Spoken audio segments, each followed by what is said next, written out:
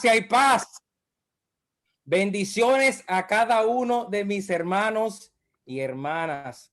Como ustedes saben, yo soy un maestro rápido, preciso y conciso y voy directo a la enseñanza de hoy. Como ustedes sabrán, me tocan dos figuras de retórica.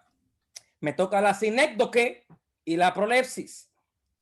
Pero antes de empezar a desglosar estos significados, quiero darle una pincelada mitológica otra vez, un poquito histórica para que entiendan de dónde se origina la sinécdoque principalmente. En la mitología griega hay una diosa llamada Polimnia, que es la musa de la retórica. La diosa Polimnia es la inspiración a la literatura.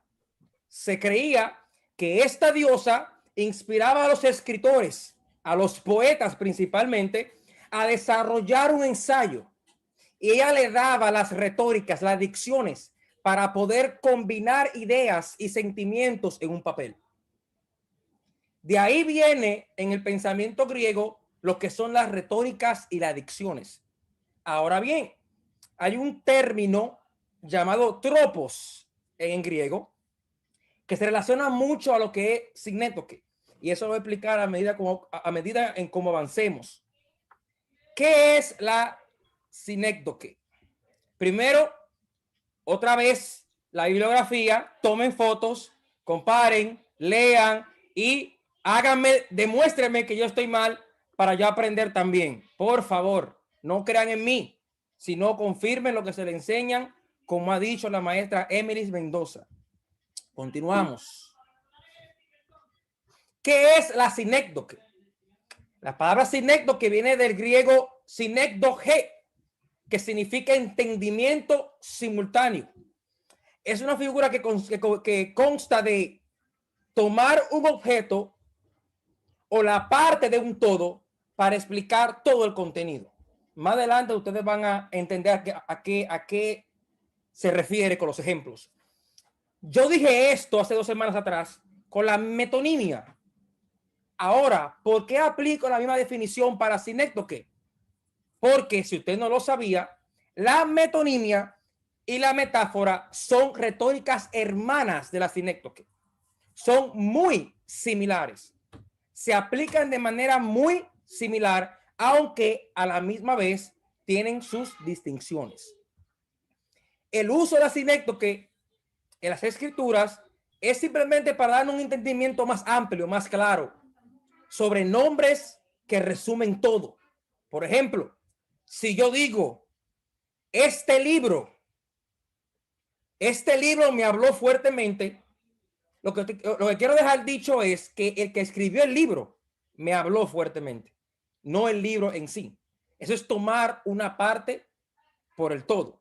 Este tipo de ideología de escritura es lo que la inspiración de la musa Polimnia daba a los poetas, porque la sinécdoque es muy usada en las poesías, es muy usada en los poemas, y esta diosa, esta musa, las musas son las hijas de Zeus, para los que no saben, son las inspiradoras de diferentes áreas artísticas y musicales. Así que esta musa, es literalmente la inspiradora de la retórica. Ella le daba la habilidad lingüística a los escritores para definir, explicar y demostrar una historia, una información de una manera precisa, figurativa y cortante. Quiero dar el ejemplo para que puedan entenderme. Génesis capítulo 6, verso 17 dice: he aquí que yo traigo un diluvio de aguas sobre la tierra para destruir toda carne en que haya espíritu de vida debajo del cielo. Todo lo que en la tierra morirá. Si ustedes leen la historia de Génesis 6, no toda carne murió, porque Noé y su familia fueron rescatados del arca. Independientemente de que usted crea que una historia real o no, que fue una copia o no, el mensaje que la Biblia quiere dar de manera de sinécdoque es que toda carne es una parte por el todo. es querer decir la humanidad, excluyendo la familia de Noé. Espero que me estén siguiendo. Éxodo capítulo 8, verso 17 dice, y ellos lo hicieron así. Y Aarón extendió su mano con su vara y golpeó el polvo de la tierra, el cual se volvió piojos. Así en los hombres como en las bestias, todo el polvo de la tierra se volvió piojos en todo Egipto. Si usted en verdad mira la narración, en verdad todo Egipto en plenitud no fue invadido por las plagas de los piojos.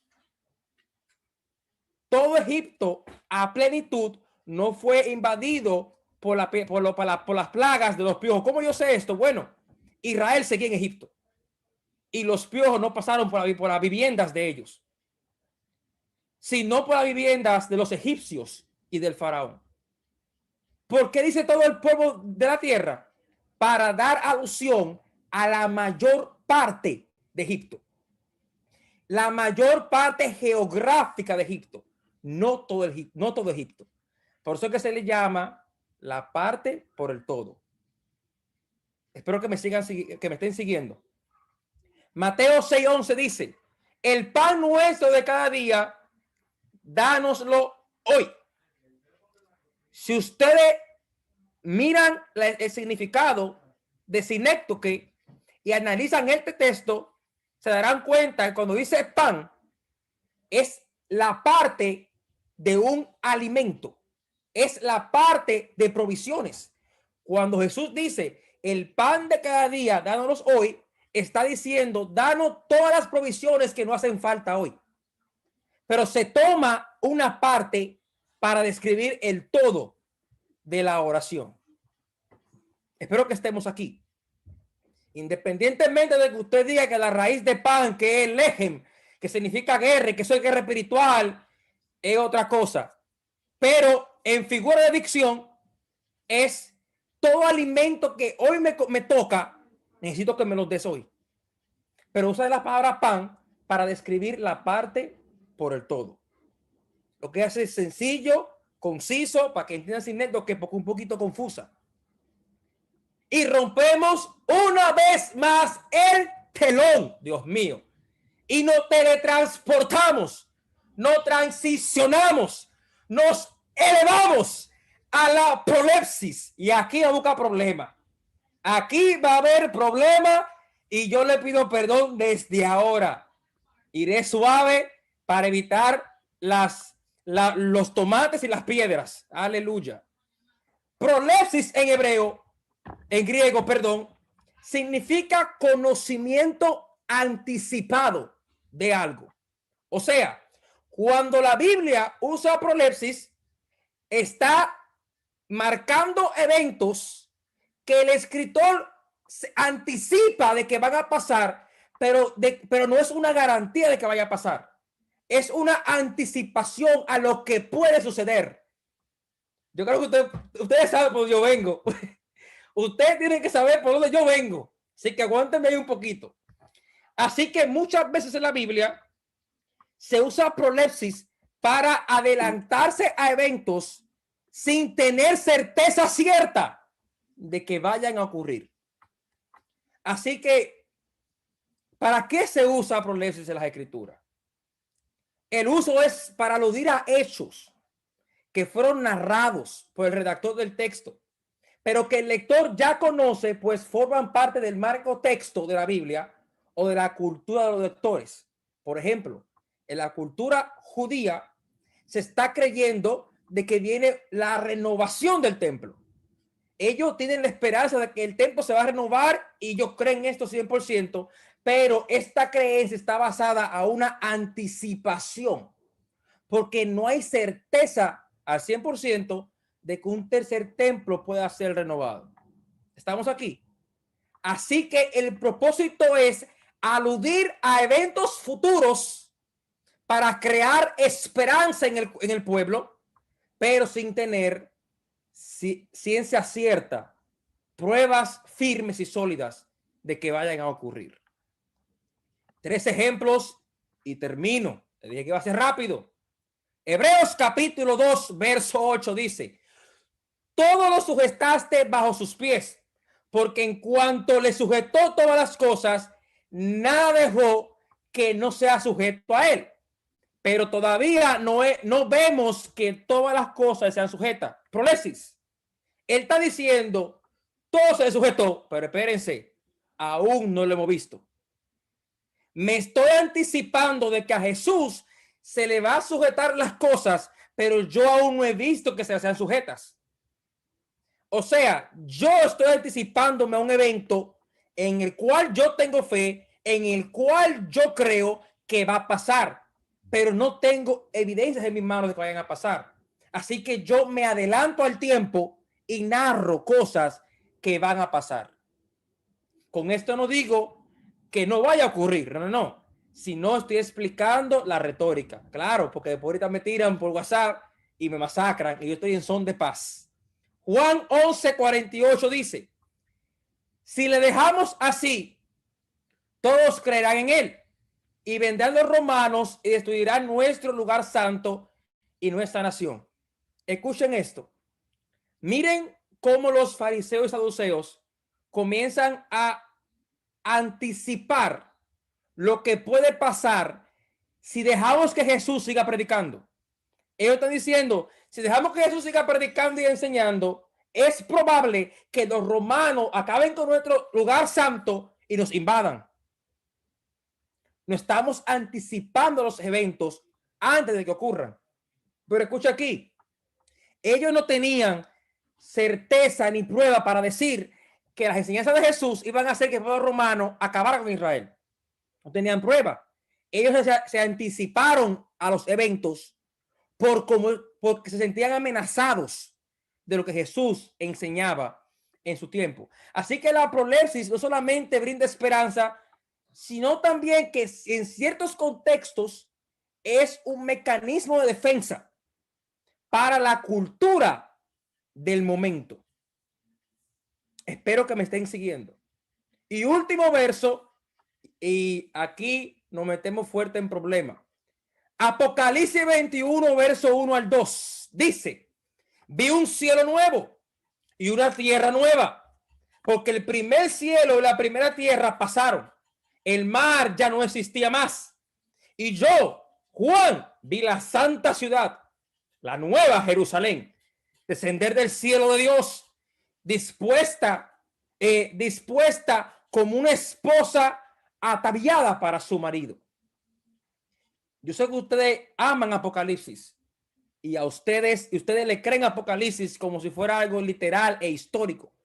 Pero Apocalipsis tiene una mezcla de dicciones, aparte de simbolismos, aparte de numerología, aparte de apocalíptica, también tiene prolepsis, anticipaciones a eventos futuros. ¿Cómo yo sé que este verso es una prolepsis?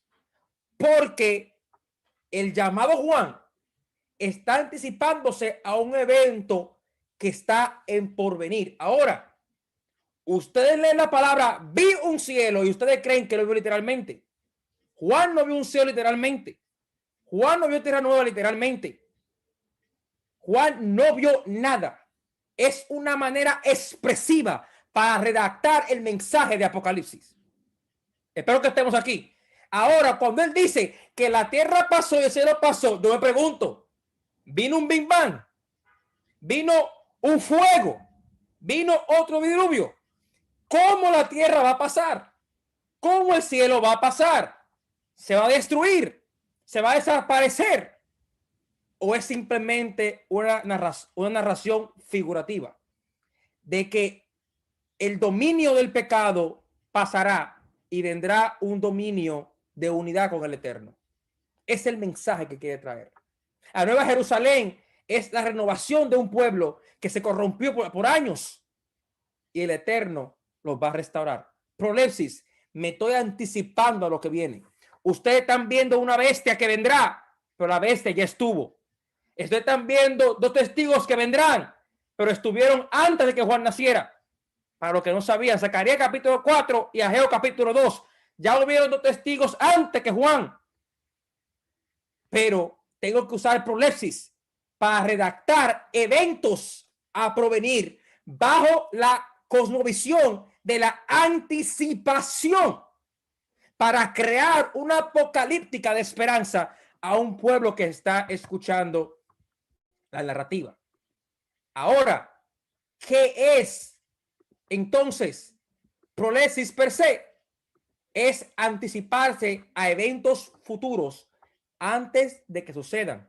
¿Qué es sinécdote? Es explicar un contexto usando una parte para explicar un todo. ¿Estamos aquí? Incluso, soltaré otra más.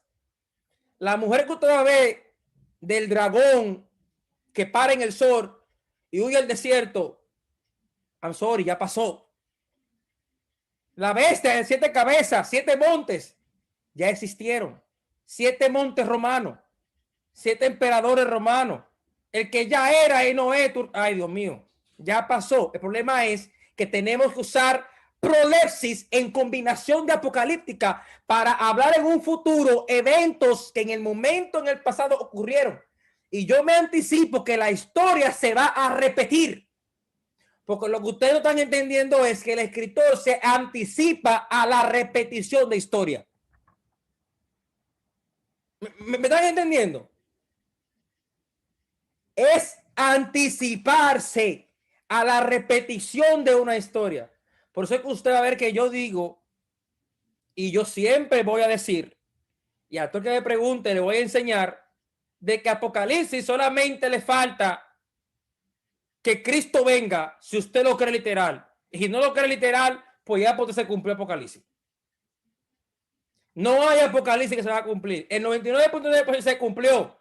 Así que yo entiendo que usted habló mucha lengua. Yo también la hablé. Yo sé que usted danzó mucho. Yo también dancé.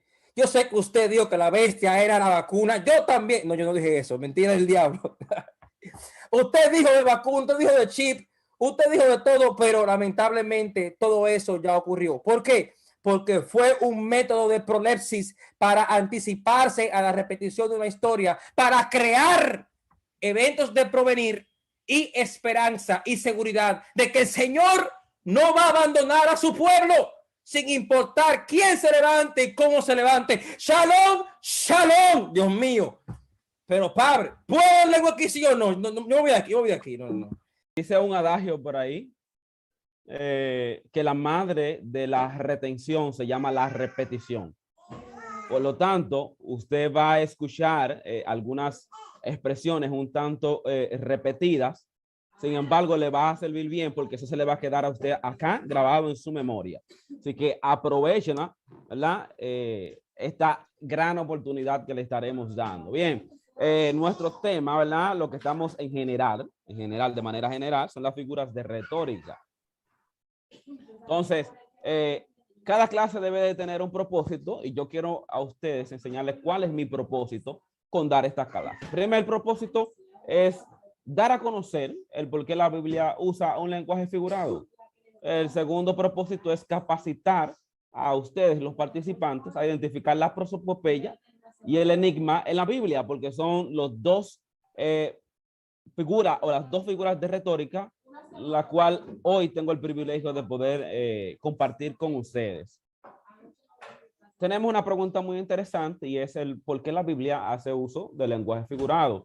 Y sería bueno poder renombrar por lo menos 6 de tantas que estuvieron en la idea de los escritores.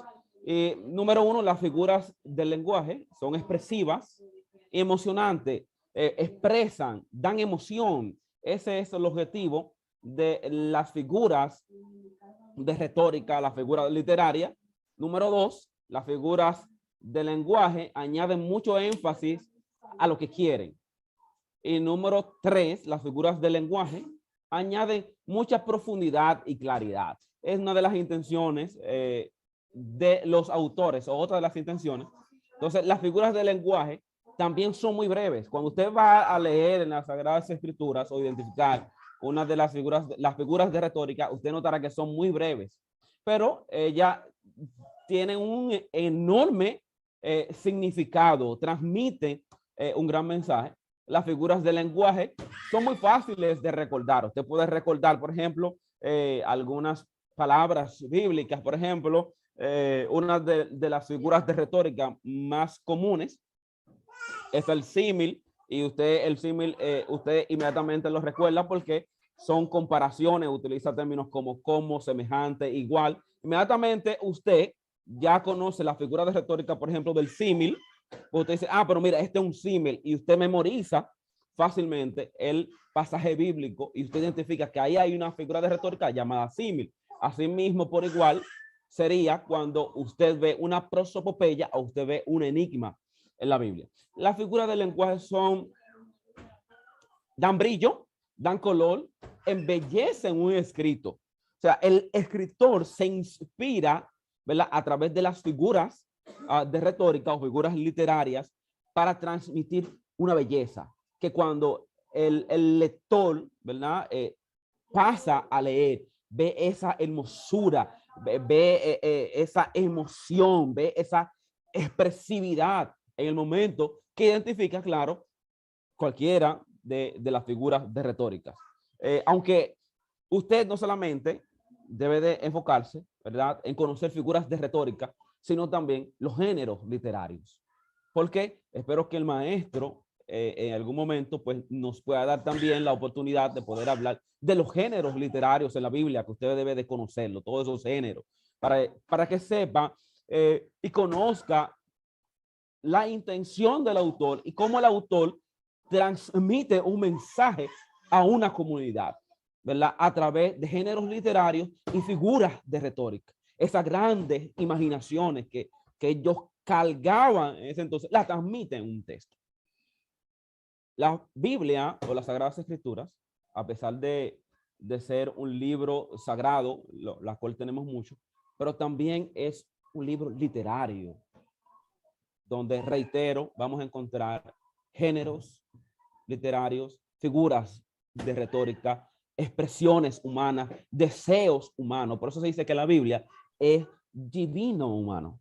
Y usted eso debe de entenderlo. Y cuando usted vaya al texto, pues usted vaya con ese razonamiento, ese conocimiento de que la Biblia, ¿verdad?, es divino humana, donde participaron Dios y el hombre. Dios inspirando directamente al hombre, ¿verdad?, y el hombre estableciendo su conocimiento. Bien, entonces, la prosopopeya, o la personificación, ya entrando más en materia, su origen viene del griego prosopopón, que significa persona, y poein, que significa hacer. La personificación, ¿verdad?, es una figura literaria que se enfoca cuando se le atribuye características personales a los animales, plantas o cualquier cosa o cualquier objeto inanimado. Se le da esa personificación. Quizá usted diría, bueno, pero se parece un poquito al antropomorfismo, en la cual habló el distinguido y honorable maestro Ángel Mota. Sin embargo, hay algunas diferencias que quizás ustedes pudieron haberlas notado, ¿verdad? Y ya yo haciéndole la explicación de la prosopopeya y algunos ejemplos, pues usted se dará cuenta de las diferencias que hay entre el antropomorfismo y la prosopopeya, aunque pueden confundirse, pero quiero que usted preste mucha atención aquí. La prosopopeya o personificación, me gustaría dividirla en 6 grupos. Ya vamos a ir describiéndose 6 grupos. Número 1, los miembros del cuerpo humano, o sea, donde en el pasaje bíblico se empiezan a utilizar miembros del cuerpo humano, donde también se empieza a darle formas a los animales, ¿verdad? Donde se le empieza a personificar a los animales, donde se empieza a darle vida a los animales. Los productos de la tierra, donde se usan los productos de la tierra también para establecer una prosopopeya, entre otros objetivos inanimados que podemos encontrar en la Biblia. También podemos ver entre ellos reinos, países, acciones humanas atribuidas a cosas. Con esta figura de retórica es preciosa, porque usted va a entrar, ¿verdad?, de la creencia literal, a la creencia o al concepto simbólico que hay. Porque las figuras de retórica, claro está, a pesar de que no son, sus expresiones no son literales, pero sí trae o conlleva un mensaje literal. Bien, hay una intención plausible del escritor. Entonces, como miembro del cuerpo humano, tengo acá para ustedes un gran ejemplo donde podemos ver en el libro de Job, capítulo 31, versículo 7, enfocados en la versión Reina Valera, que es la versión que nosotros más utilizamos, o que mayormente el mundo latino utiliza la versión Reina Valera. Entonces, dice, si mis pasos se apartaron del camino, si mi corazón se fue tras mis ojos, ven cómo le están dando una vida, como que el corazón corre, como que el corazón camina. Aquí nosotros vemos una parte humana donde se le está dando, ¿verdad? Esta personificación, donde se le está atribuyendo características a partes del cuerpo humano. Y si algo se pegó a mis, y si algo se pegó a mis manos. Aquí el escritor, ¿verdad?, del libro de Job está tratando de enseñar con esta figura de retórica, ¿verdad?, acerca de la codicia. Que sus ojos, o sea, su deseo él empezó a codiciar las cosas materiales. Aquí vemos también, ¿verdad? Tomamos también a Salmos 35, versículo 10. Muy interesante. También de la Biblia Reina Valera. Dice, todos mis huesos dirán. Señalo aquí el dirán porque si aquí, señores, fíjense algo, si aquí no estuviera la palabra dirán, inmediatamente esta figura de retórica cambiara. Ya no fuera una prosopopeya. Ahí se convirtiera en un sinécdoque, que usted lo va a aprender ahorita. Néstor, tú estás moviendo la vía positiva. Está No, frisada. no la estoy moviendo. Si alguien la puede cambiar, continúa. A ver si Emily la puede arreglar. Dale. Bien, estoy en la parte, sigo con la parte de los miembros del cuerpo. Dale, dale. Humano. Sí, entonces, acá la parte de Irán es la que le da el sentido de prosopopeya, donde está mostrando como que los huesos hablan, le hablan, tiene una comunicación conjugal. Los huesos no hablan, los huesos no tienen comunicación, pero sí lo que el escritor de los Salmos está tratando de decir o transmitir con esto es que todo su ser, todo lo que hay en él, ¿verdad?, adorará a Dios, expresará adoración. Por eso es importante usted poder entender qué es lo que quiere decir el escritor a través de las figuras literarias. Ustedes pueden notar acá, ¿verdad?, cómo ustedes ya pueden, con esta parte tan básica acá, ya usted puede notar cómo podemos nosotros mostrar o descubrir cuando hay una prosopopeya en las Sagradas Escrituras. Aquí vemos también una siguiente, y es cuando vemos cuando a los animales se le da características, se le da personificación. Fíjese lo que dice Job 12:7, dice, pero pregunta ahora a las bestias y ella te enseñarán, y a las aves del cielo y ella te informarán.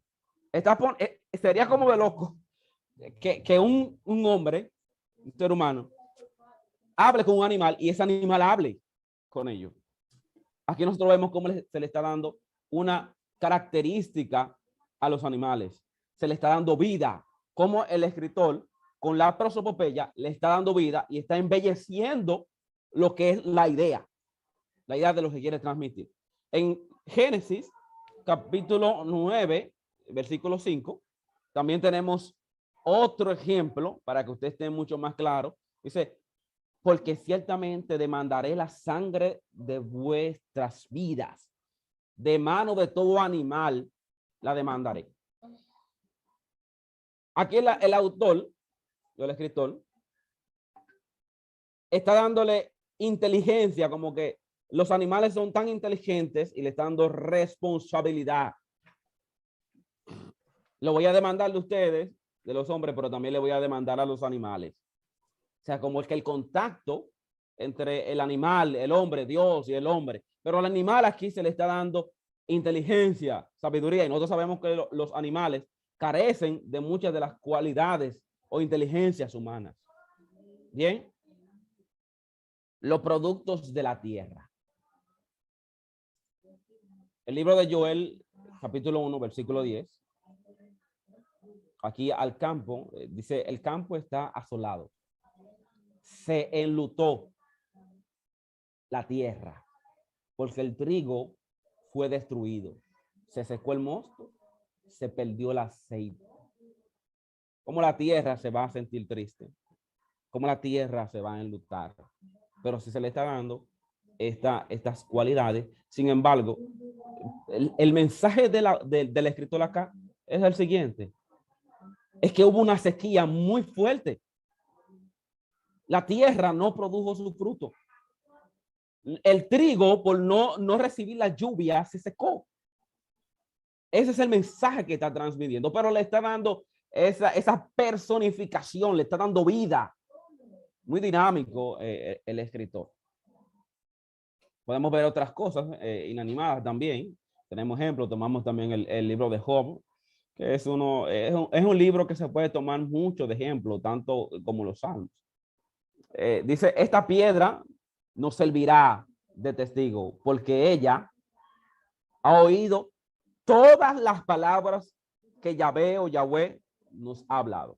¿Hablan la piedra? ¿Tiene oído la piedra? ¿O es que el escritor está diciendo, bueno, yo voy a poner, esta piedra será nuestro testigo acá? O sea, acá tú y yo estamos haciendo un juramento, por decir algo, estamos haciendo un juramento. Entonces ya tú sabes que en este lugar, porque nosotros lo hicimos. Esta es la evidencia que nosotros tenemos acá de como un juramento, en caso de que tú quieras cambiar, es nuestro testigo. Aquí fue que lo hicimos, en este lugar. Y cuando se te olvide, te voy a traer acá, mira acá. En pocas palabras, ese es el mensaje que le está transmitiendo el escritor. En Salmos 19:1, los cielos cuentan la gloria de Dios y el firmamento anuncia la obra de sus manos. Un cántico que también tenemos por ahí muy bonito. Pero acá se le está dando vida al cielo, como que el cielo está hablando. Bien. Acciones humanas atribuidas a cosas. La podemos ver aquí. Otro ejemplo en Salmos 85:10. Dice, la misericordia y la verdad se encontraron y la justicia y la paz se besaron. Muy, muy excelente mensaje está dando el salmista, donde está hablando de la justicia, la paz y la verdad. Donde la personifica, donde le está dando vida con su escritura, con su prosopopeya. Le está atribuyendo rasgos humanos. En Santiago 1:15. Entonces la concupiscencia es un versículo que usted ha leído mucho. Después que has concebido, da luz al pecado. Tomando el ejemplo, ¿verdad?, de una mujer que pare, una mujer que está embarazada, que va a dar a luz. Mire cómo los escritores juegan con esto. Señores, la Biblia no podemos siempre mirarla, todo lo que dice palabra por palabra de manera literal, sino que tenemos que descubrir el significado. Y usted me preguntará, maestro, pero ¿cómo yo puedo determinar el significado de una figura de retórica? Le voy a dar dos herramientas, aunque hay varias. La primera herramienta es poder seguir el contexto. El contexto es una ayuda vital para usted comprender qué es lo que quiere transmitir el escritor con esa figura de retórica.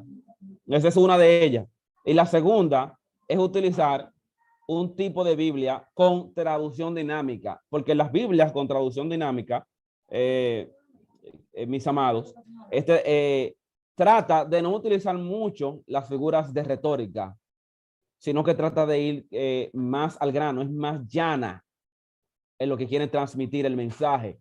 Lo dice mucho más claro. Entonces, a la hora de usted tener una complejidad al momento de usted poder interpretar, ¿verdad?, esta figura de retórica, que usted dice, bueno, no sé qué es lo que dice, pero el contexto, como decía el hermano Ángel, está un poquito oscuro para usted. Entonces, busque ese tipo de Biblia dinámica y haga la comparación para que pueda comprender qué es lo que quiere dejar dicho con esta figura de retórica, que es mucho más clara.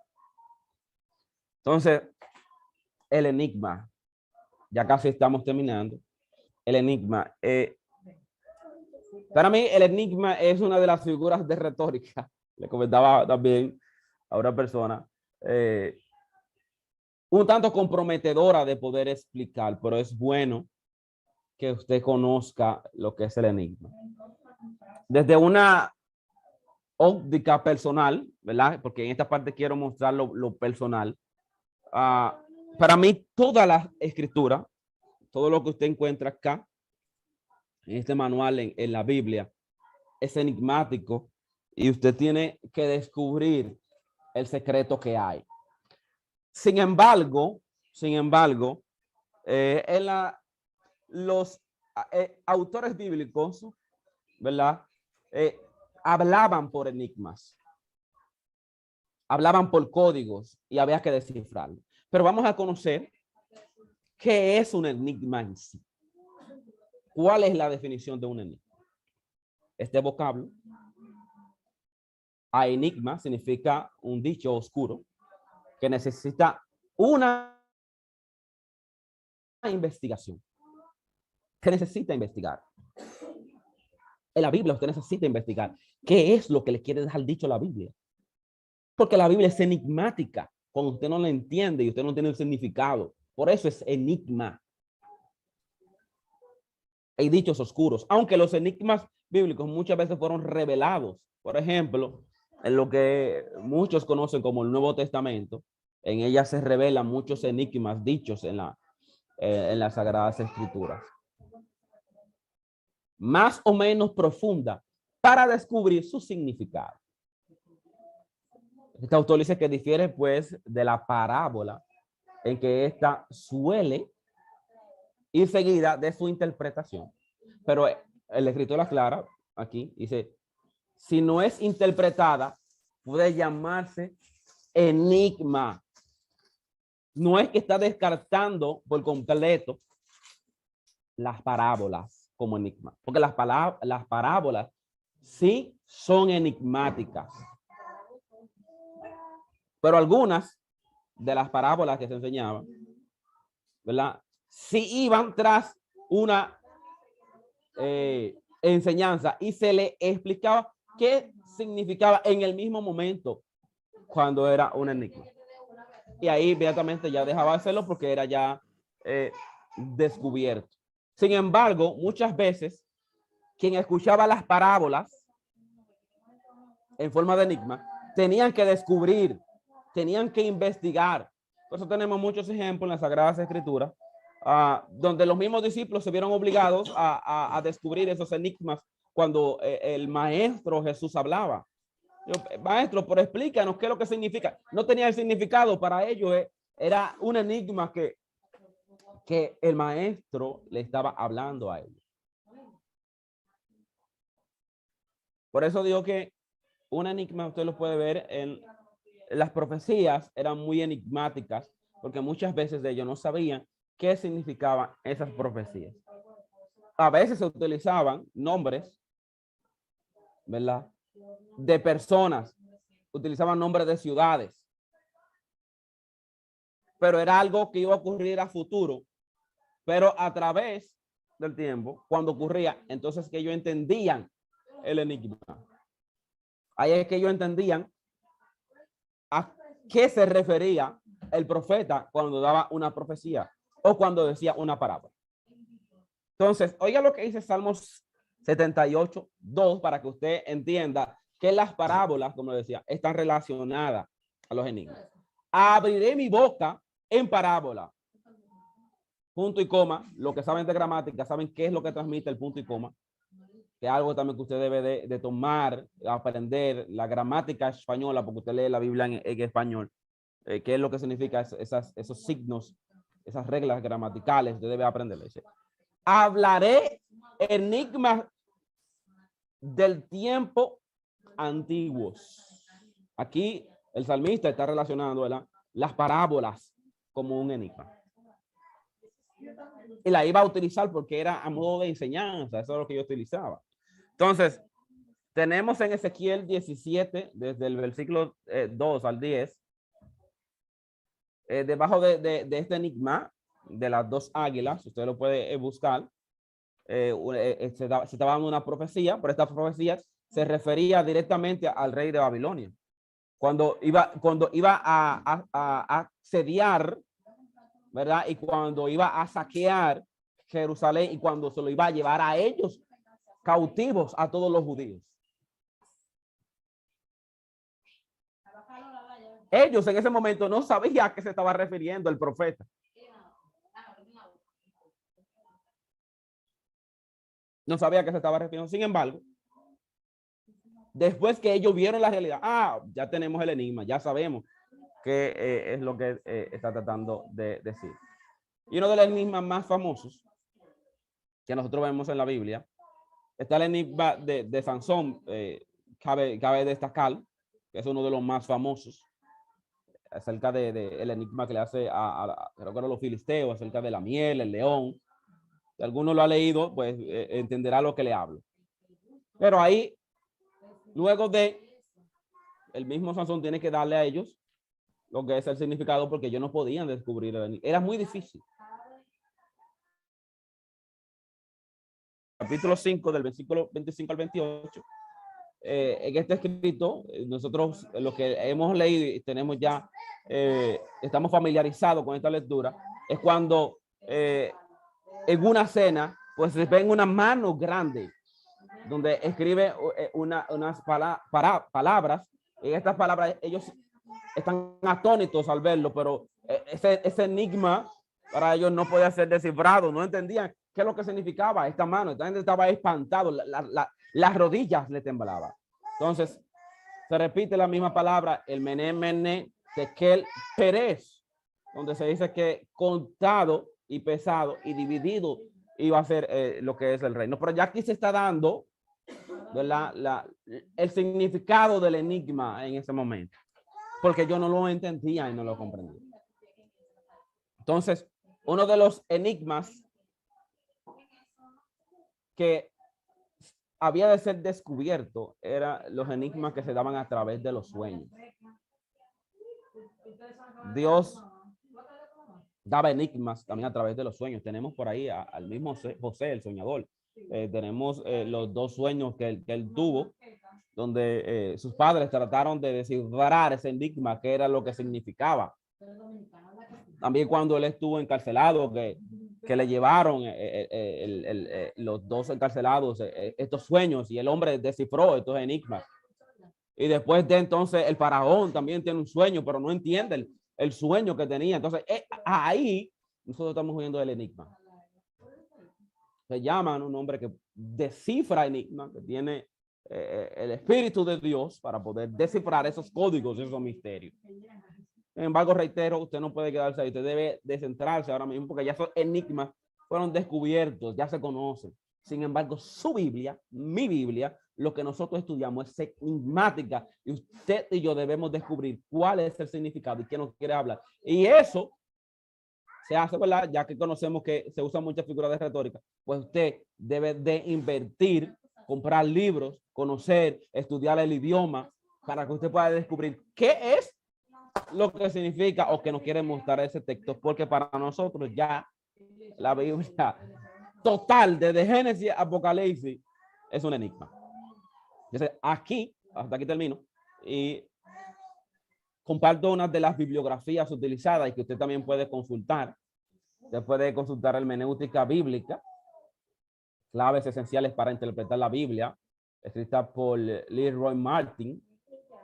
Puede también consultar Introducción Bíblica de E. Lud y A. Luce, Hermenéutica por Ernesto Dweck, también el Seminario Bíblico de las Américas, Manual de Estudio, también usted puede consultarlo también, que nos dan algunas herramientas también acerca, no solamente de esta, sino de todas las figuras de retórica. Y uno de los más famosos que usted ha visto que se ha utilizado mucho acá Ese es el diccionario de figuras de dicción usadas en la Biblia por E.W. Bullinger y Francisco La Cueva. Una joya de libro. Los que residen acá en el país, tenemos, ¿verdad? Valga la payola, Ángel Mota, ya tú sabes. Tenemos a Librería Berea. Para todos, muchas bendiciones para todos. Shalom, shalom. Que Dios le continúe bendiciendo. Excelente exponencia, excelente expositor. Nuestro hermano Néctor nos iluminó con lo que interpretó, con la figura que le tocó. A mí me tocó la ironía, esta figura de retórica llamada ironía. Escúchelo bien. La ironía en la Biblia. Esta palabra tiene dos significados básicos, pero presten mucha atención a estos dos significados. Uno tiene que ver con las palabras y otro tiene que ver con acontecimientos. En el libro de Juan, su capítulo 5, su verso 31, Jesús dice estas palabras: si yo doy testimonio acerca de mí mismo, mi testimonio no es verdadero. Escuche bien, si yo doy testimonio de mí mismo, mi testimonio no es verdadero. Otro es el que da testimonio acerca de mí y sé que el testimonio que da de mí es verdadero. Escuche las palabras de Cristo.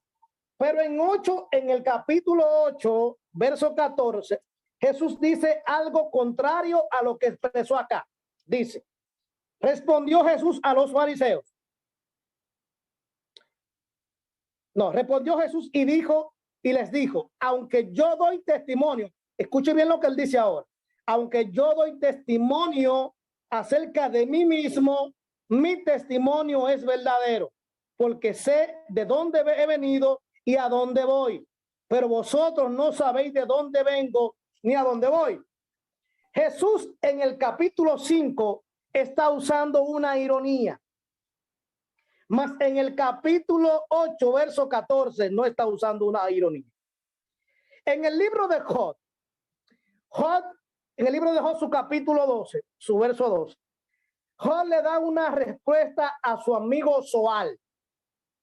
¿Qué le dice Job a Zoal? Aquí Job utiliza una ironía, pero mire qué palabra dice Job. Vaya conmigo a su Biblia, por favor. Tome su Biblia en la mano, como los predicadores antiguos que decían, use la Biblia, agarre su Biblia para que usted sepa que ellos están predicando la palabra. Ahora usted va a agarrar su Biblia y va a leer conmigo el capítulo 12 y verso 2 del libro de Job, donde Job le dice donde Job le da una respuesta a su amigo Zoal. Ciertamente vosotros sois pueblo y con vosotros morirá la sabiduría. A su nombre gloria. A su nombre gloria. Ciertamente vosotros sois el pueblo. Refiriéndose a Zoal. No a Eliú, porque lo de Eliú viene después. Ciertamente vosotros sois el pueblo y con vosotros morirá ¿quién? La sabiduría. Gloria al Señor para siempre. Debemos conocer esta figura. Es importante porque la Biblia dice cosas que usted entiende que no fue lo que dijo. Y por desconocer la figura de retórica, ironía, cometemos errores e interpretamos mal. Y luego le echamos la culpa a la Biblia, que la Biblia tiene errores. Y es porque no dominamos la figura de retórica. Y ya aquí es, por ejemplo, la ironía. No, que Jesús se contradice. Jesús no se está contradiciendo. Hay que leer bien.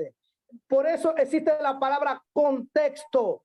Por eso también existe la palabra gloria al Señor para siempre. Wow, se me fue, pero gloria a Dios. Entonces está el otro ejemplo de la ironía. que se refiere a acontecimientos. Por ejemplo, José tuvo un sueño donde varias varas se le inclinaban a él, que esas varas representaban a sus hermanos. Cuando José contó este sueño, Sandra Morales Orellana y Gilberto Almanzar, maestro, cuando este muchacho contó ese sueño, sus hermanos lo tildaron como loco, Su padre, ni aún su padre no le creyó, porque ¿cómo es que el más pequeño va a ser el más grande de todos?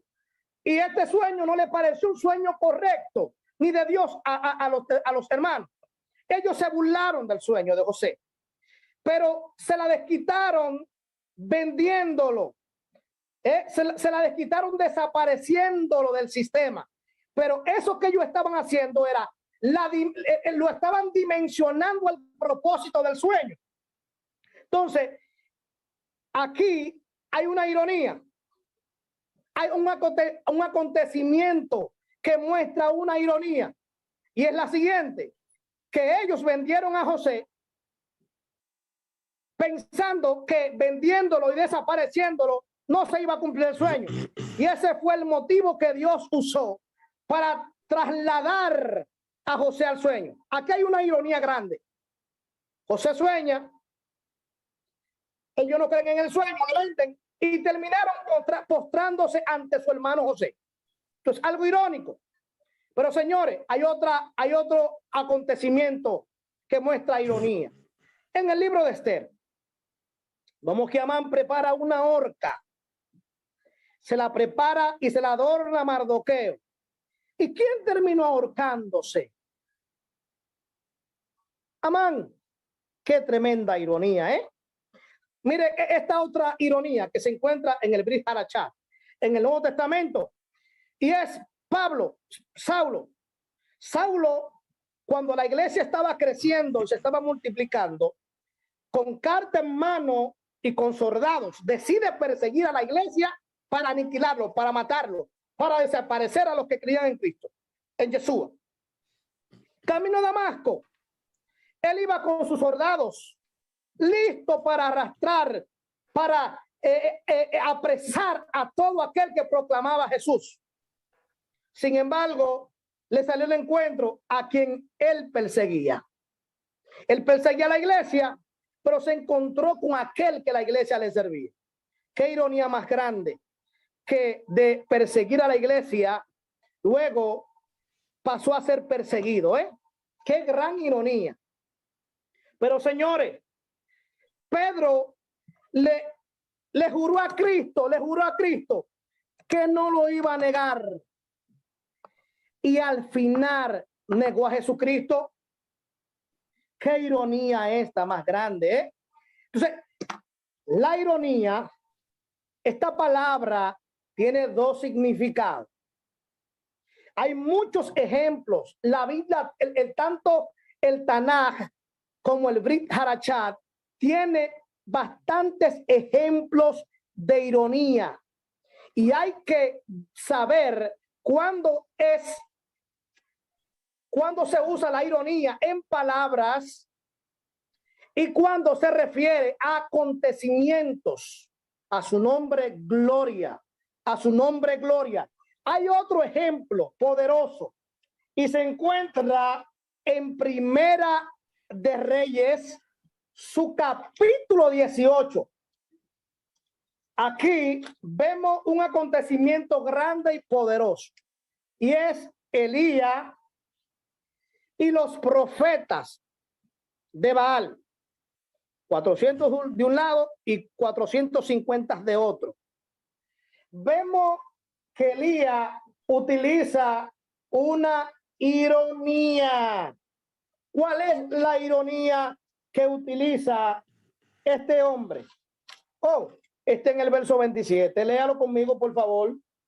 El verso 27 dice de la siguiente forma: aconteció que al mediodía que Elías se burlaba de ellos, diciendo: gritad en alta voz, porque Dios quizás esté meditando o tiene algún trabajo o va de camino, tal vez duerme y hay que despertarle. Ellos clamaban a grandes voces y se sacaban con cuchillos y con lanceta conforme a su costumbre hasta chorrear la sangre.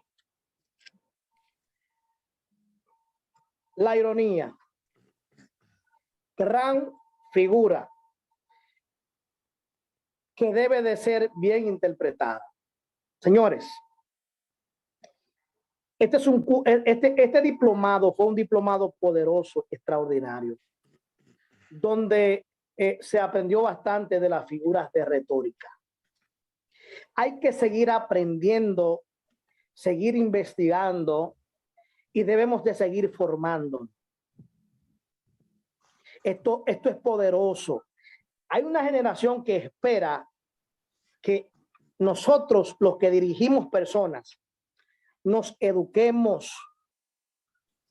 Esta pandemia transformó el área pastoral, el área de los maestros. A mí me llegó de una forma que si usted me ve 2 años atrás, no cree lo que está viendo en el 2021. Necesitamos aprender de un maestro.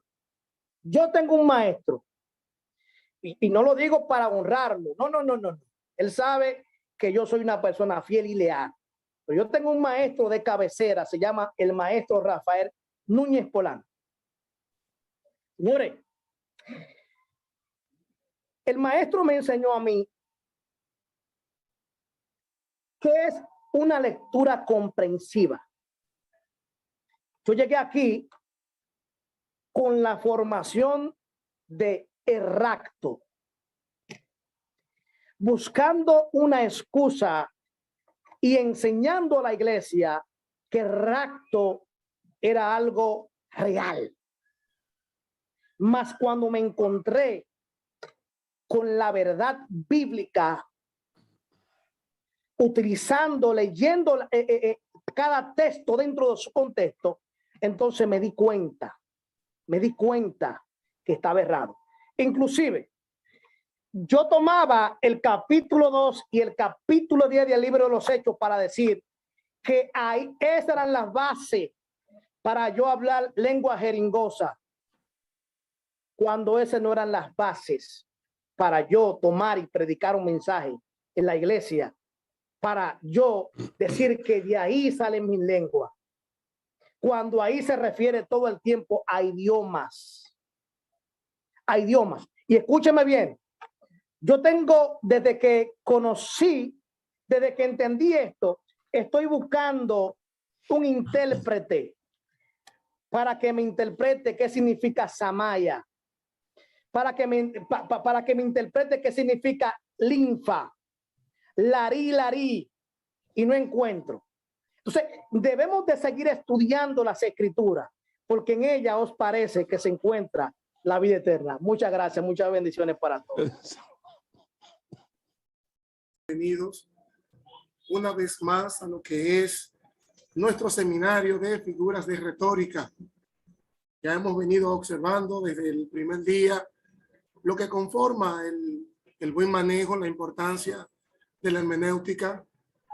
Hago un recuento brevemente, tomando en cuenta el valor que tienen estos aportes, estos principios fundamentales de los escritores bíblicos, las cuales dan una buena razón por la cual no debemos de tomar siempre de manera literal algunas formas literarias. Entre ellas hemos visto lo que ha sido la parábola, la paradoja, entre otras. Dice, se escucha muy bajito, dice Yajaira. Un momentito. De mi lado se escucha perfecto. Por favor, cada quien suba su volumen de su teléfono o computadora, por si acaso es eso. Bien. Bueno, como les continuaba diciendo, hoy tenemos el privilegio de poder hablar de una de las figuras de retórica que ha causado realmente mucho revuelo en lo que son las interpretaciones bíblicas. Y hoy vamos a tener el privilegio, como bien vemos aquí en la diapositiva, lo que es el origen del lenguaje figurado o figuras de retórica. Vamos a también ver por qué su uso en la Biblia. También vamos a ver que en este caso el antropomorfismo. Y luego vamos a ver dónde se encuentran en la Biblia y un mensaje final para que puedan ver que no solamente se trata de traerle la enseñanza como una figura y nada más. Emily, por favor, puedes pasar a la siguiente.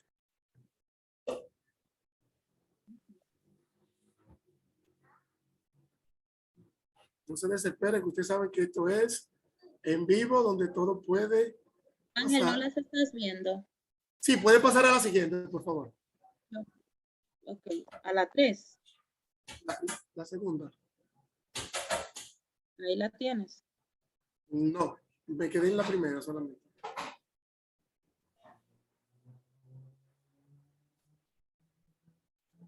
Bueno, no hay problema. Está bien, yo la tengo acá. Bien, como les continuaba diciendo, lo único que no lo voy a poder visualizar a ustedes. Como les continuaba diciendo, hoy vamos a entrar en una de las figuras de retórica de lo que es el antropomorfismo, pero antes de, quiero que ustedes anoten algo lo que yo he denominado origen del lenguaje figurado o figuras de retórica.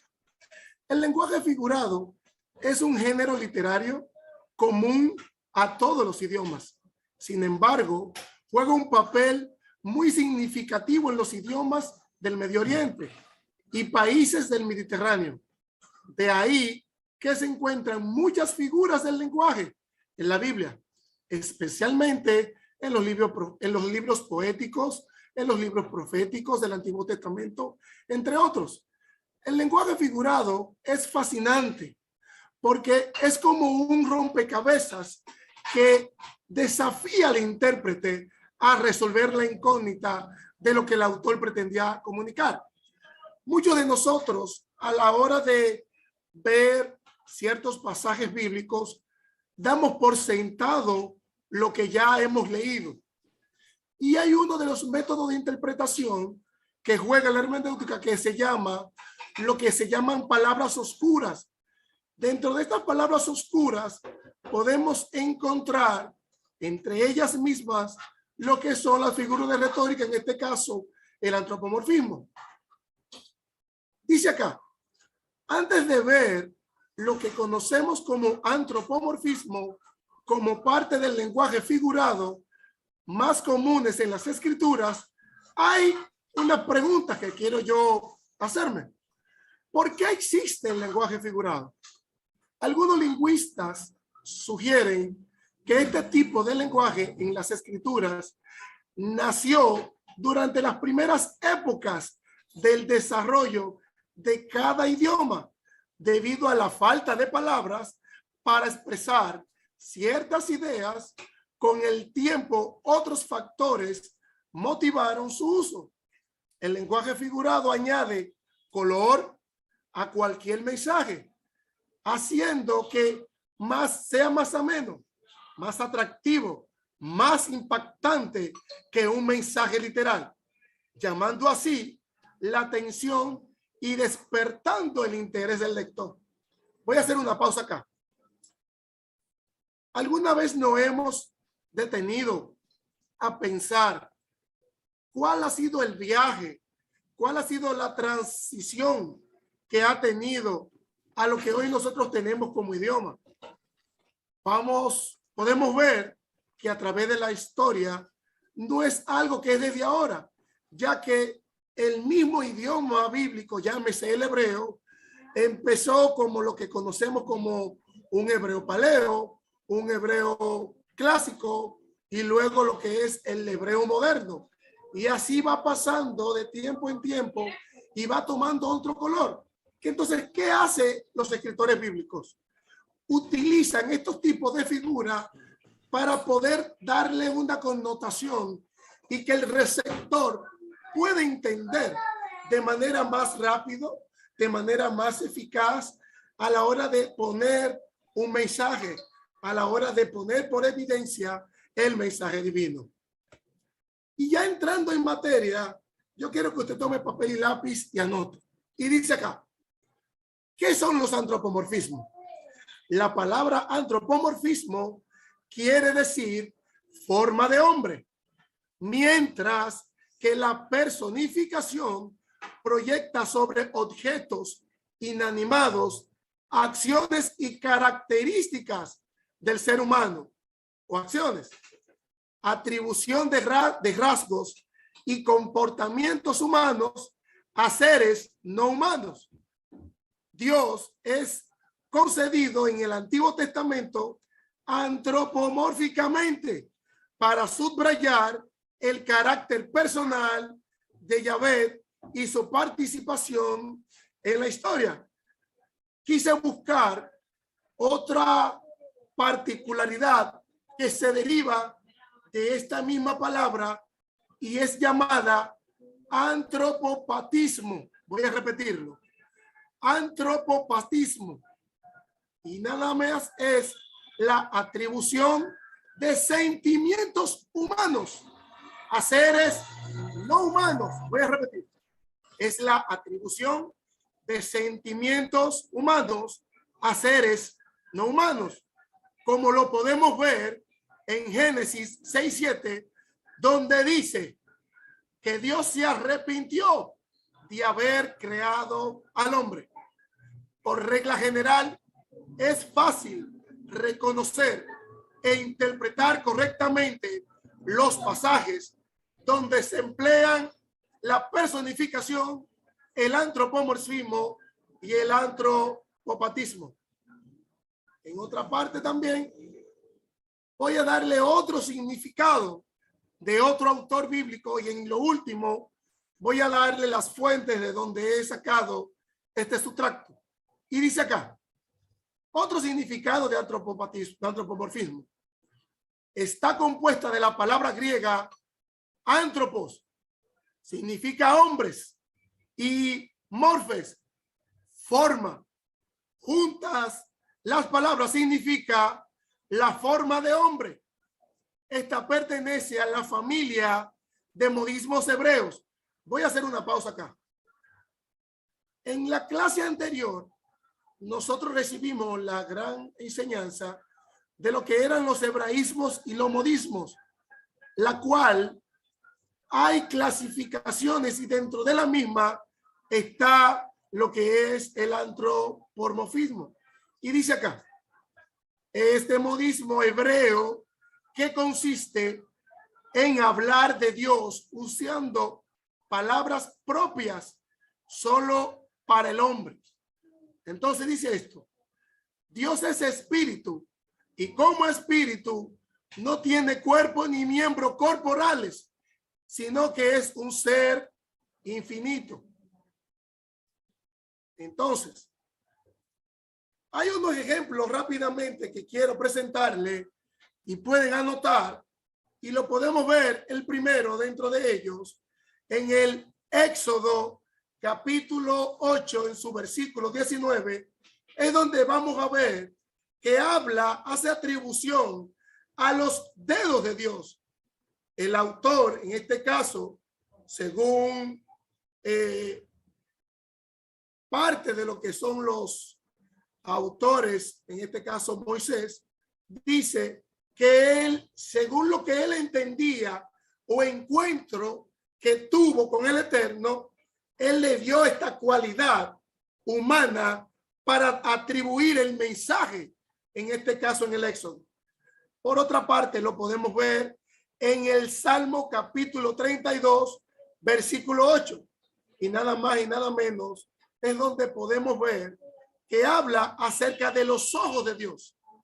Otra parte muy importante es donde podemos ver el Éxodo capítulo 33 en su versículo 11, donde dice que Moisés habló con Dios cara a cara.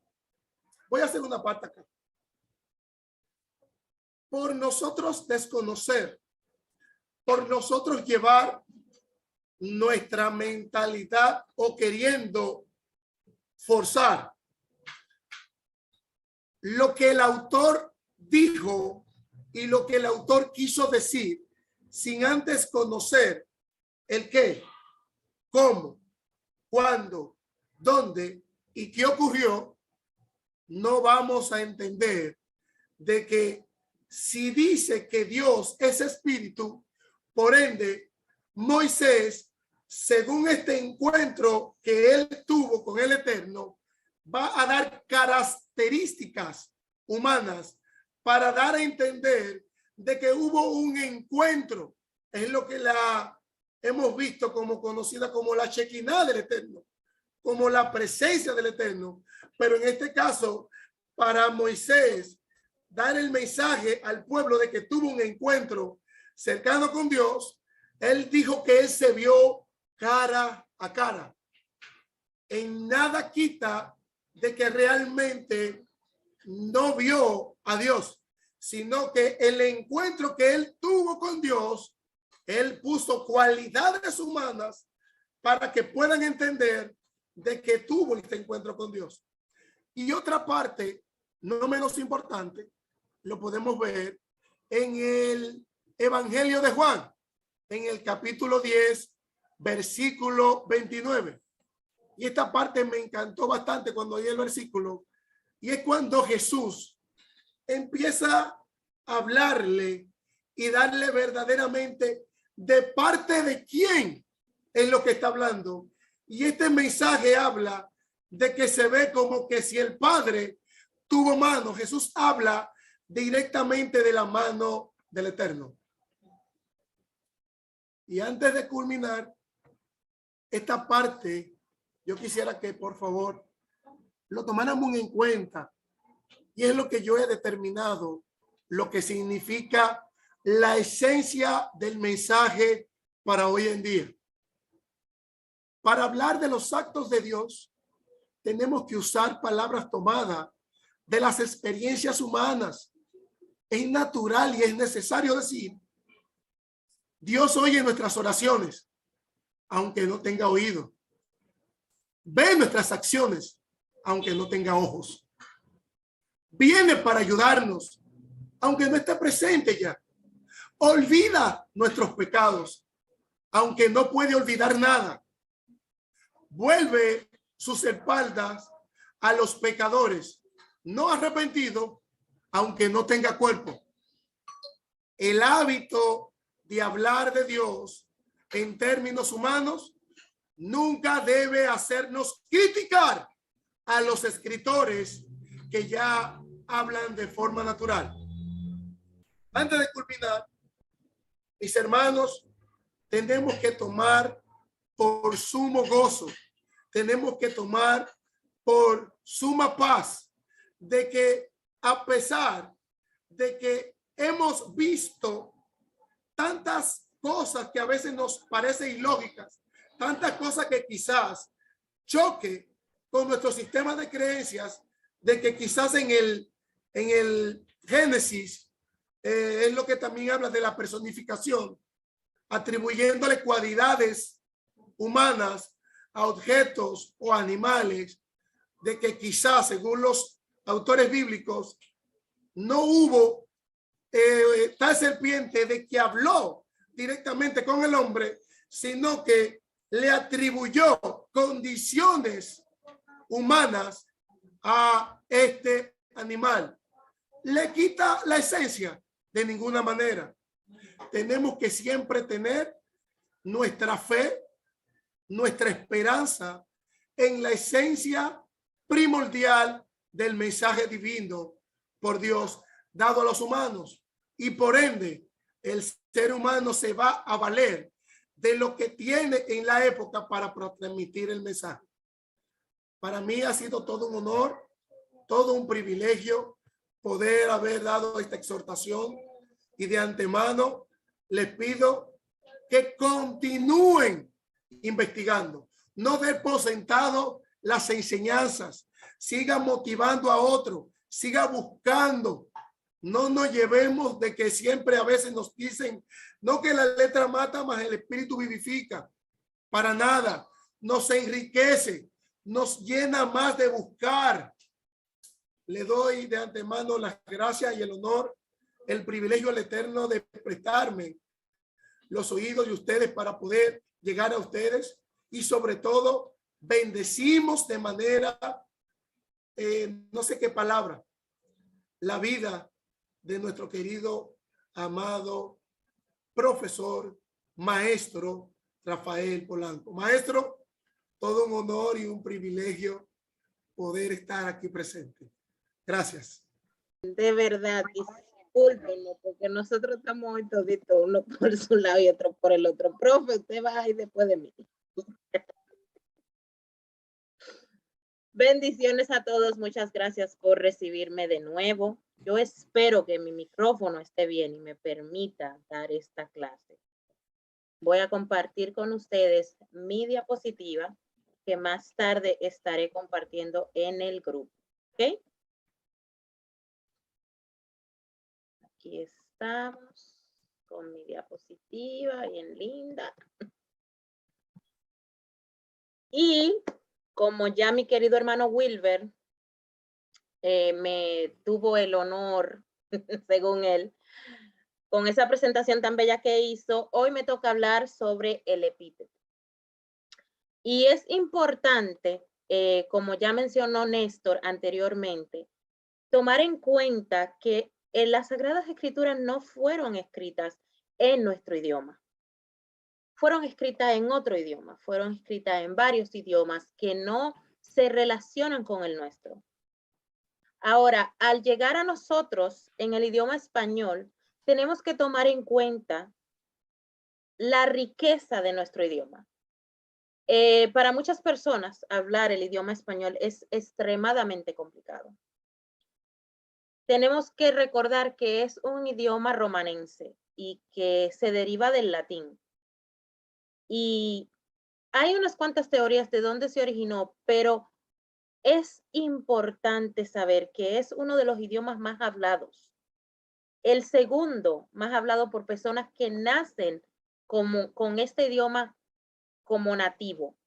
Y el cuarto es el número 4 más hablado en el mundo entero, solamente personas hablantes. Puede ser que lo aprendan o sea nativo de ellos.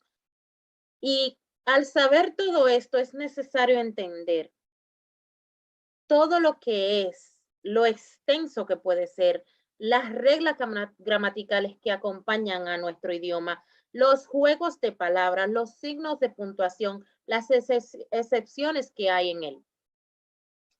Y dentro de toda esa riqueza que abarca lo que es nuestro idioma, están las figuras de retórica.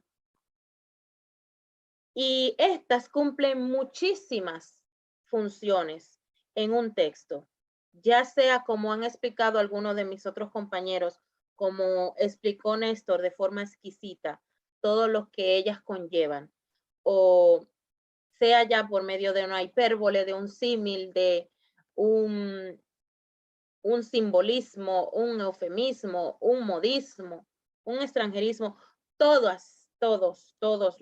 lo que abarca las figuras de retórica y la cantidad que hay es parte muy intrínseca y muy del español. Nuestro idioma es rico, extenso, complicado. Y las figuras de retórica cumpliendo sus funciones para lo que sea, disfrazar algo, camuflarlo, exagerarlo, embellecerlo, también de forma peyorativa, porque también se pueden utilizar de forma peyorativa. O simplemente para redundar, estas han jugado un papel muy importante. Aún en la forma en que nosotros aprendemos o la agilidad que tenemos para captar un concepto, para imaginar un hecho o para llegar a conclusiones, las figuras de retórica forman parte importante de esto. El que usted tenga la capacidad de entender sarcasmo es parte del lenguaje también. Dentro de las figuras de retórica, hoy el epíteto es la que me ha tocado y es una de las tantas figuras literarias que podemos encontrar. Mi sugerencia dentro de este de finalizar este diplomado es que no se pare aquí y siga la búsqueda, porque ninguno de los libros que están aquí, que hemos traído como bibliografía, pueden en algún momento expresar, desglosar, definir todas las figuras de retórica que existen. Aquí solamente le estamos dando pinceladas para que usted empiece a sentir ese deseo, esa hambre de seguir buscando y aprenda y entienda y pueda ver el mensaje detrás de cada una de esas, de cada uno de esos textos que a veces torcemos por no conocer los trasfondos o las aplicaciones textuales que se dan basados en nuestro idioma. Entonces, sin abundar más, voy a hablar sobre el epíteto, que viene del griego epi, que significa sobre, y tetos, puesto. Es una figura que consiste en el uso de adjetivos innecesarios. ¿Y por qué innecesarios? Porque es como para dejar muy marcado algo que es más que obvio. Haciendo, ¿verdad?, uso de ustedes que ya me conocen. Es decir, la bella Emily, pues obvio, no hay que decirlo, yo soy.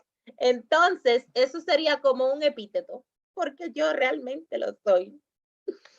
Entonces, son adjetivos innecesarios que no añaden alguna información que ya no sepamos, sino que simplemente es como complementario para redundar más en lo que ya es obvio y es parte innata del sustantivo o de la que caracteriza ya sea el personaje que se está describiendo.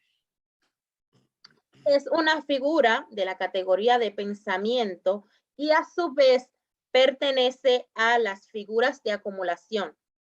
Como dije anteriormente, tiene como función acentuar el significado de lo que se describe y fue muy utilizada en la época renacentista. La función de los epítetos es añadir muchas veces un componente emotivo al sustantivo, de tal manera que sirven para enfatizar su significado. Por lo general, los epítetos forman parte de un lenguaje poético. El adjetivo explicativo es un elemento prescindible de la comunicación, ya que no varía el significado del sustantivo y simplemente lo complementa, lo subraya o lo como que lo pone en el foco. Algunas formas o características o subdivisiones que podemos encontrar dentro de ellos serían el epíteto tipificador, el metafórico, el enfático. Y aquí hay algunos ejemplos que podemos ver. Cuando hablamos del tipificador, porta una cualidad que ya posee en mayor o menor grado. Por ejemplo, tal es la tenebrosa noche de tu partir en que he quedado. Un epíteto metafórico, blandas esmeraldas, hierbas y tiernas perlas, la ribera ondosa, gotas del rocío. Un epíteto enfático, en vil mercado convertido el mundo. Ahí la parte enfática, si ustedes pueden ver, están subrayadas en negritas, más oscuro, para mostrar cuál sería el énfasis que se haría en esta frase. Tenemos epítetos apositivos, epítetos creador, surrealista. Tenemos algunos que son tipo frase. Las flores marchitas desaparecieron. Un ejemplo de epíteto apositivo sería el aire estará en colmo dorado, duro, cierto. Un epíteto creador, una boca impotente como una fruta bestial. Algunos ejemplos que podemos encontrar de epítetos en la Biblia serían en Isaías tal vez, 1:18 y en Isaías 62:4. Por ejemplo, venid ahora y razonemos, dice el Señor. Aunque vuestros pecados sean como la grana, como la nieve serán emblanquecidos. Aunque sean rojos como el carmesí, como la blanca lana quedarán. ¿Por qué son epítetos? Porque es más que obvio, es muy sentado y todo el mundo sabe que la nieve es blanca. Todo el que conoce la nieve y el que ha escuchado hablar de la misma. Rojos como el carmesí, pues el carmesí es rojo. No hay otra forma de describirlo. Entonces es un epíteto resaltar una cualidad que ya sabemos que es propia de el sustantivo, sin importar si lo ponemos de cabeza, de lado, al revés, es una cualidad innata, no se le puede quitar. Recalcarla es utilizar un epíteto para hacer subrayar o detonar lo que ya se sabe. Otro ejemplo sería Isaías 62:4. Una oscuridad negra como la noche cubre a todas las naciones de la tierra, pero la gloria del Señor se levanta y aparece sobre ti. Todas las naciones vendrán a tu luz. Reyes poderosos vendrán para ver tu resplandor. Cuando hablamos de una oscuridad negra como la noche, estamos haciendo el hincapié en el epíteto. La noche, obviamente, es negra, es oscuridad, es tenebrosa, es misterio. Todas estas palabras que yo he utilizado podrían ser adjetivos para describir la noche y estarían simplemente redundando en algo que, por lógica, le pertenece a la noche. Dentro de mi bibliografía, utilicé al 100% el diccionario de figuras de dicción, pero también utilicé otros textos de ya sean investigaciones personales que tengo dentro de mis archivos. Lo que sí, no les voy a decir, aquí ustedes no van a encontrar información sobre el epíteto. Por eso les hice la salvedad de que luego de que termine el seminario es importante que usted siga haciendo investigación, porque estos autores se enfocan en las figuras literarias o de retórica, de dicción, que sean más populares, digámoslo así, o que puedan notarse más dentro de lo que es la Sagrada Escritura. Entonces, no solamente obtenga uno, si puede obtener, le recomiendo que obtenga más de uno. Ahora, si usted no tiene la posibilidad de comprar libros, no hay ningún problema con ir a la web a buscar la información que usted necesita. Solamente necesita corroborar esta información. ¿Y cómo usted la corrobora? Bueno, usted va, pone la información y no simplemente toma lo primero que le sale, sino que usted busca más información, otras páginas, otras fuentes que le den la información y las hace comparativas para poder entender si lo que usted está recibiendo está correcto o no. Una vez más, la información que traemos acá, usted tiene todo el derecho de ir a investigarla para aprobarla. Sin más, hasta aquí mi parte. Muchísimas gracias por su atención, su tiempo y su paciencia. Profesor Polanco, muchísimas gracias por la oportunidad. Y luego de mí, pues sigue usted. Y es un honor para mí que usted esté ahí, detrás de mí. Con ustedes, Polanco. Dios les bendiga de una manera muy especial a cada uno de ustedes. Me asignaron a hablar de lo que es el símbolo. Las culturas antiguas no tenían la capacidad de escribir como nosotros escribimos. Muchas de ellas se valieron de ¿qué? De símbolos. Escribieron a través de símbolos.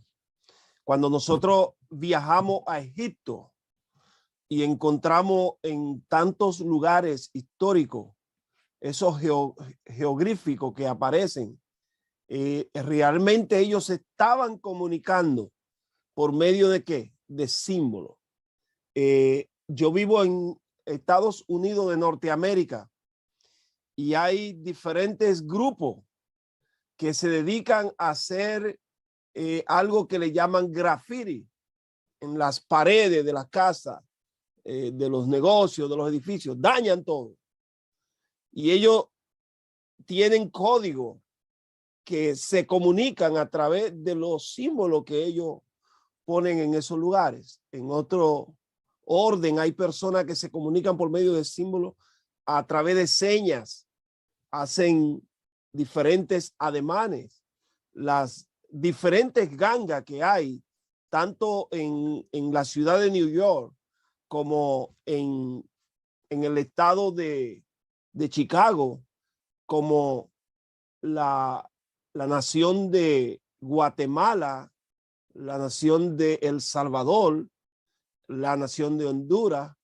Estos diferentes grupos se comunican a través de ¿qué? De señales que son símbolos. Ahora, el símbolo en la Biblia, muchas personas lo han confundido con lo que es el tipo. Yo estuve hablando del tipo. Ahora, yo explicaba que un tipo en el Antiguo Testamento tenía que tener un cumplimiento en el Nuevo Testamento. Más sin embargo, cuando hablamos del símbolo, no es aplicable lo que se le aplica al tipo. Así que hay una diferencia radical entre un tipo y un símbolo. Ahora bien, un símbolo es un signo que establece una relación de identidad con una realidad espiritual. Ponga atención. Un símbolo es un signo que establece una relación, identidad de una realidad espiritual. Sí. Otra forma en la cual se presentan las verdades espirituales en la Biblia es a través de ¿qué? De símbolos. Un símbolo es un signo que establece, cuando yo quiero usar, cuando los antiguos usaban símbolos por no tener la escritura, ellos querían siempre establecer algo espiritual. Ahora, uno podría afirmar hasta cierto punto que un tipo, un símbolo, puede ser prácticamente lo mismo. Y usted verá la diferencia cuando yo entre a las explicaciones.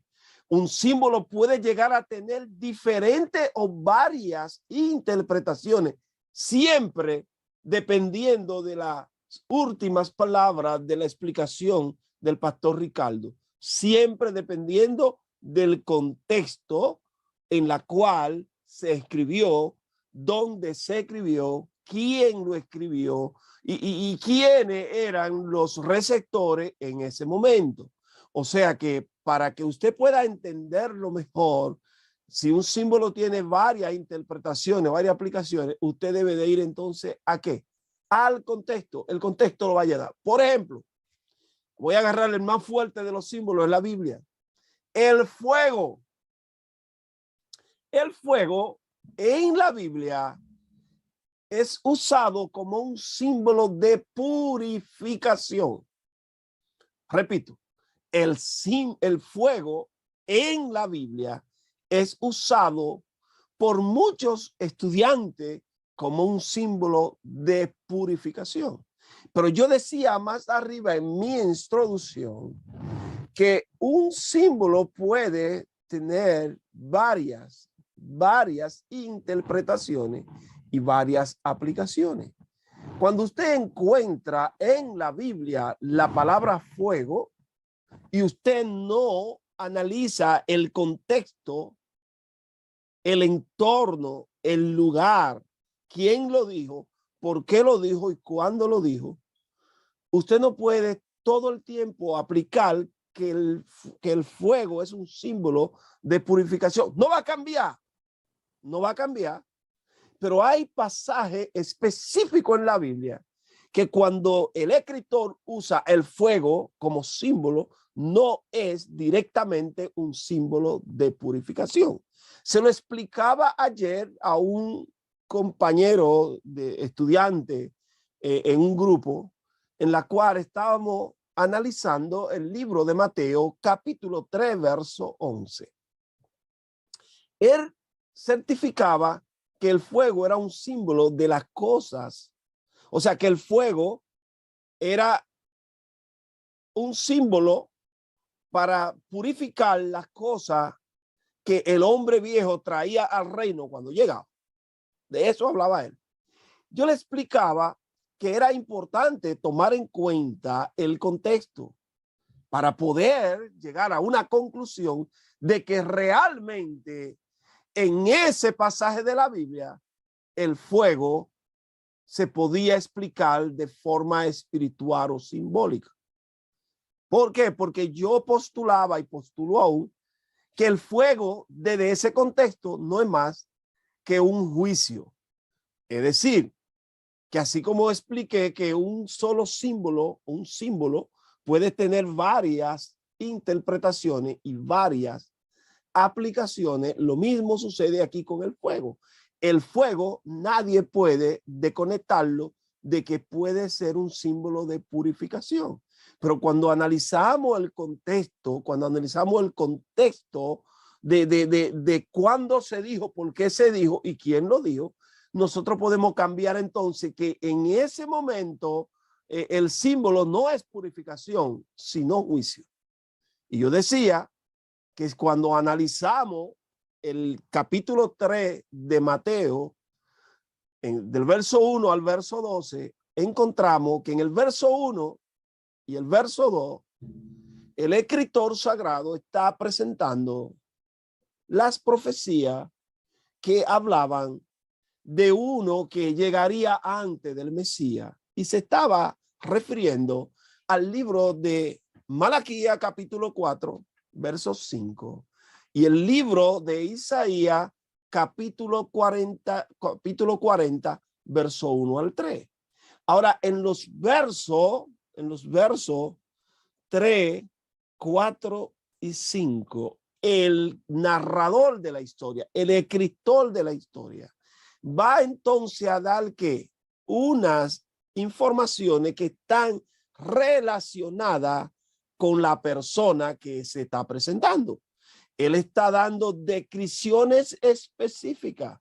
¿Por qué? Porque en Isaías 40 y en Malaquías 4 habla de un posible Elías que había de llegar, pero no fue Elías que llegó, quien llegó fue Juan. Ahora el escritor está tratando de que sus lectores entiendan que ese Juan, el sumergidor, no era más que el Elías prometido en el Antiguo Testamento que llegaría como el precursor antes de que llegara el Mesías. Y qué bueno que en el capítulo 11 y el capítulo 14 del libro de Mateo, el mismo Jesús explicó que ese Juan el Bautista era el Elías de las profecías del Antiguo Testamento. Yo le explicaba a este amigo centroamericano que era importante analizar no solamente el contexto geográfico, sino el contexto escritural. ¿Por qué? Porque el texto dice que salía a Juan el Bautista todo Jerusalén, toda Judea y todas las provincias de alrededor. Y mientras un grupo de personas confesaba su pecado, aceptaba el plan, la buena nueva de salvación que Juan el Bautista estaba presentando, Juan el Bautista lo estaba bautizando en las aguas. Pero de repente el gran Juan observa a un grupo de personas que no se llegaban a él para escuchar la palabra y arrepentirse y ser bautizado. sino que estaban como espectadores. Fueron enviados por sus líderes religiosos para que investigaran si ese Juan el Bautista estaba llenando los requisitos de su Mesías que ellos esperaban. Ahora llega un momento, a partir del verso 7, que Juan el Bautista enfrentó entonces al otro grupo. Fíjese que hay un grupo que se está convirtiendo, que se está arrepintiendo y que están siendo bautizados. Pero ahora Juan cambia de visión y enfrenta a aquel grupo que tenían vestidura resplandeciente, vestidura larga, vestidura limpia, quizás no se parecían en nada a los demás. ¿Por qué? Por el alto grado de espiritualidad que ellos representaban. Entonces, el sumergidor lo enfrenta a ellos y le dice, ¿por qué piensan dentro de ustedes mismos que Abraham ustedes tienen por padre? Porque yo os digo que Dios puede levantar hijo a Abraham aún de esta piedra. Y llega al verso 10 y le dice, y ya el hacha que corta está puesta a la raíz de los árboles. Todo árbol que no da un fruto es cortado y echado en el fuego. Mire estas tres figuras, hacha, árbol y fuego. Entonces, el verso 11, Juan dice, yo a la verdad o bautizo en las aguas, pero viene uno tras mí, el cual yo no soy digno de encorvado desatar la sandalia de sus zapatos. Es importante que usted entienda que esta conversación es con los hipócritas que fueron como espectadores. Yo a la verdad o bautizo ¿en qué? En agua para arrepentimiento de los pecados. Pero tras mí viene uno, el cual yo no soy digno de encorvado desatar la sandalia de sus zapatos, que más adelante, como pertenece a esta figura de retórica, explicaremos qué quiso dejar dicho el Bautista cuando habló de desatar encorvado la correa de sus zapatos. Dice, tras mí viene uno que es más poderoso que yo. Él os bautizará en Espíritu Santo. ¿A quién? A ellos mismos, si se arrepentían. Alabado sea el nombre de Jesús. Él os bautizará en Espíritu Santo y dice, y fuego. Si usted por lo menos llegó al octavo de la primaria, usted se da cuenta que la palabra Y en medio de dos artículos lo que está haciendo es una separación. Y fuego está diciendo, él tiene el poder para bautizar con Espíritu Santo y también con fuego. Ya yo estoy bautizando en agua, pero él viene con otro bautismo diferente. Él viene con el bautismo de ¿qué? De Espíritu Santo y también de fuego. Ahora dice el verso 12, que es la clave. Él trae su aventador en sus manos, limpiará su era, recogerá su trigo en el granero y echará la paja. ¿Quién era la paja? Los hipócritas que estaban ahí. En el fuego que nunca se apaga. Es imposible que usted tome ese pasaje de Mateo 3:11 y usted lo espiritualice y diga que en ese pasaje se está hablando de un símbolo de purificación. No, los elementos que se mencionan ahí, como son el hacha, el árbol, el fuego, el granero, el aventador, están relacionados con un fuego literal. Entonces, concluimos que el fuego en Mateo 3:11 no tiene que ver nada con purificación, tiene que ver con juicio. Así como aparece en Mateo capítulo 25, verso 41, y en el libro de las Revelaciones, capítulo 20, verso 15. Ya que hablé tanto del fuego, quiero darle por lo menos dos ejemplos más de símbolos en la Biblia, porque usted leyendo su Biblia lo va a encontrar. Muchas veces encontramos agua, hablando de agua. El agua es un símbolo de ¿qué? Es un símbolo de ¿qué? Del lavamiento, de lo moral. ¿De qué? De la santificación.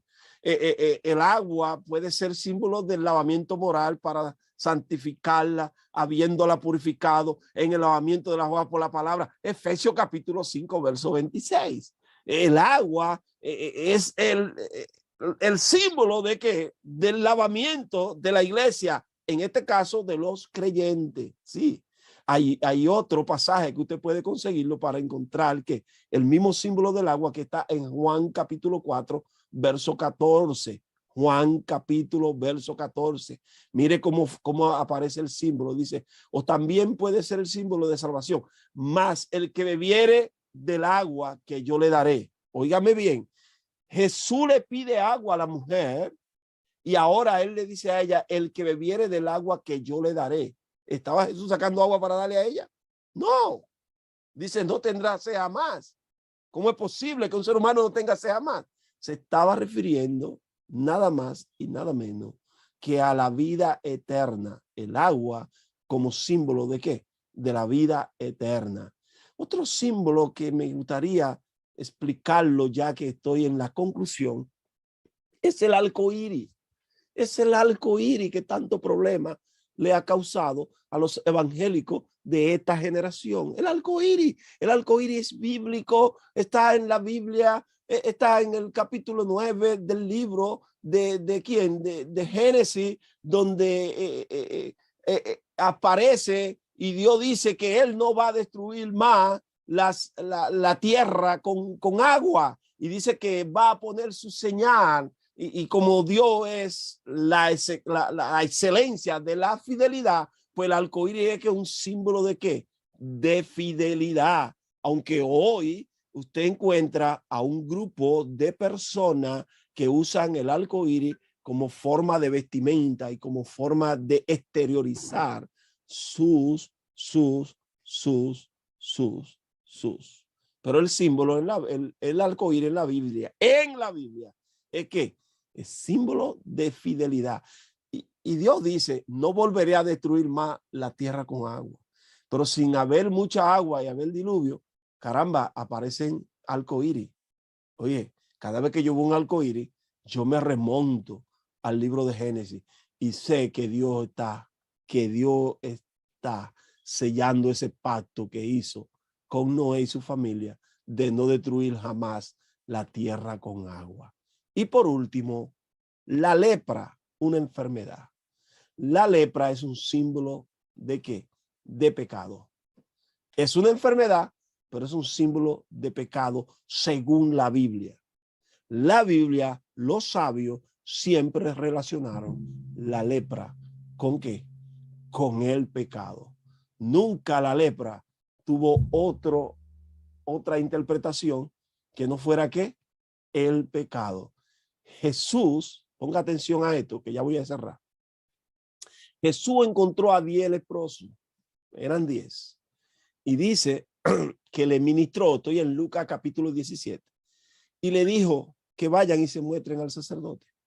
Cuando iban de camino, al parecer, los 10 se sanaron, pero 9 siguieron a buscar la prueba del sacerdote, nunca regresaron, y un solo regresó, y dice que este era samaritano. O sea, debieran de haber regresado todo, pero solamente regresó uno. Hay una información ahí que no tiene sentido que yo se la dé, pero solamente así, ese chipito a usted. Dicen que este que regresó era descendiente de un hombre llamado Giesi. Y que Giesi tenía una maldición de lepra generacional. Dicen, no dice la Biblia, ok, para que no vaya a preguntarme, y que Jesús llegó para resolver el problema de Giesi. Pero haga lo que dijo la maestra Emily. Agarre toda esta información, fíltrela, búsquela, coja los libros y analícela. Y cada vez que usted esté estudiando su Biblia, piense en las figuras de retórica. En cada capítulo de los 1189 que tiene la Biblia, aparecen figuras de visión. la mayoría, más del 98% de los estudiantes de la Biblia pasan por el arco del triunfo. Cada una de estas figuras que aparecen ahí y hacen un gran esfuerzo de explicar la Biblia, pero podrían explicarla mejor si tomaran en cuenta estas pequeñas figuras de edición que aparecen donde quiera. Bendición, shalom. Y por cierto, hoy no va a haber pregunta porque el maestro tiene otro compromiso.